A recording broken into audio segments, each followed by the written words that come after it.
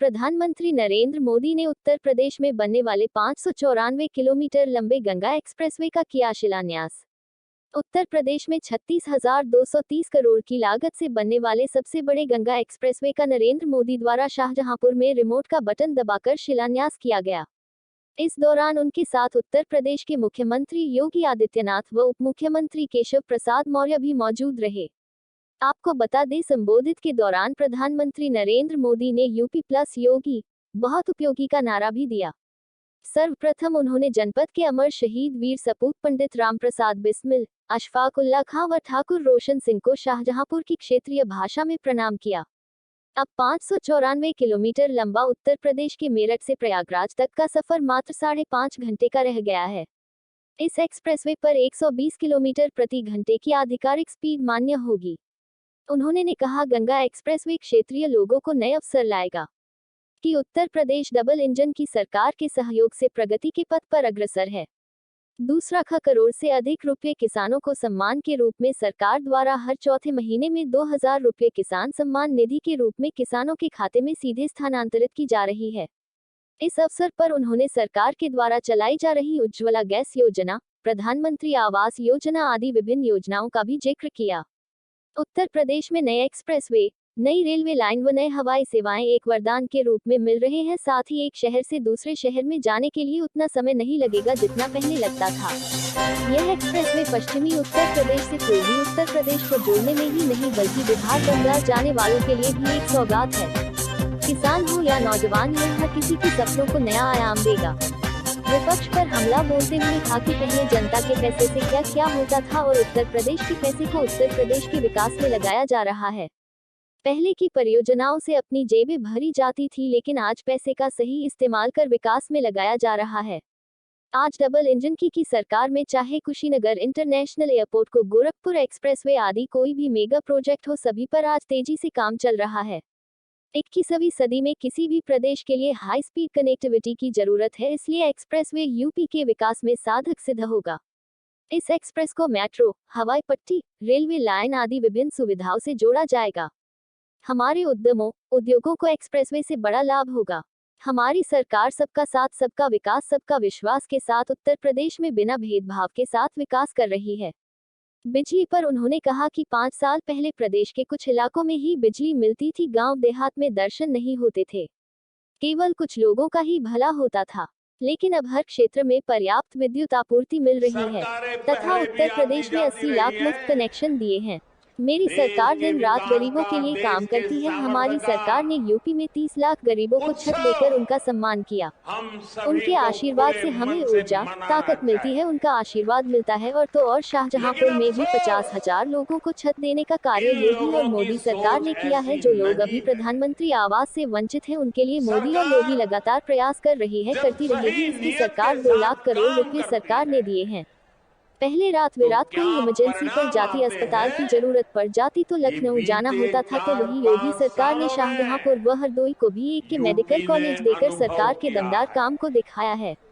हमारा प्रयास गांव के पास ही ऐसा इंफ्रास्ट्रक्चर तैयार करने का है जिससे कभी खराब न होने वाली, अधिक दाम देने वाली फसल किसान कर सके, अधिक उत्पादन कर सके। बीते सालों में गन्ना किसानों की समस्याओं के समाधान के लिए अनेक विचार किया है। बकाया भुगतान में योगी सरकार का अहम योगदान रहा है। अपने वोट बैंक की चिंता की वजह से विपक्षियों को प्रदेश के विकास से दिक्कत है। इनको अयोध्या में प्रभु राम के मंदिर, काशी में भगवान विश्वनाथ मंदिर के निर्माण से दिक्कत है। इन लोगों की सोच ठीक नहीं है। सरकार जब ईमानदारी से कम करती है तो क्या बदलाव आता है, तो इसकी मिसाल योगी सरकार है।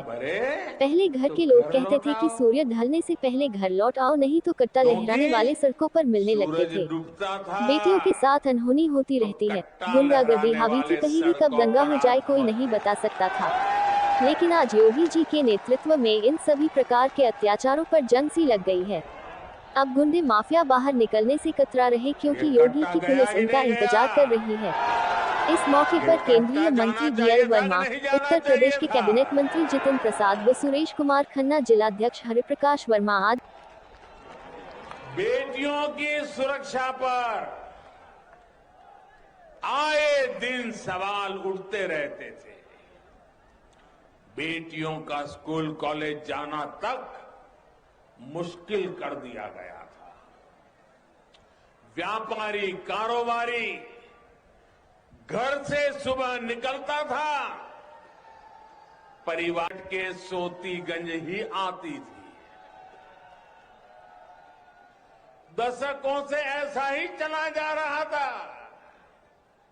जो चोरी की गाड़ियों की कटाई के आका थे, उन पर कार्रवाई की पहले की सरकारों को हिम्मत ही नहीं होती थी।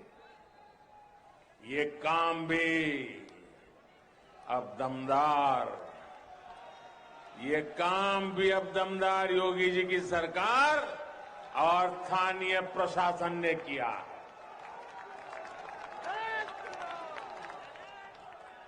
अब सोतीगंज का एक काली बाजारी वाला बाजार बंद कर दिया गया है।